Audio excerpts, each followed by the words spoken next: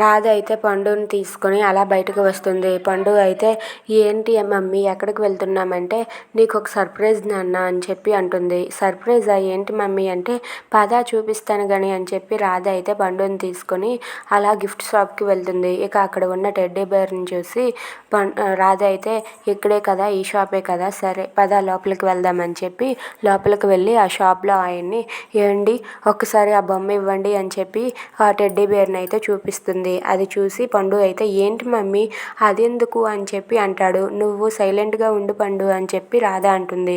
ఇక ఆ షాప్ ఆయన అయితే ఆ టెడ్డీ బేర్ని తీసుకొని రాధకి ఇస్తాడు. ఎంతండి అని చెప్పి అంటే 1000 రూపాయలమ్మ అంటాడు.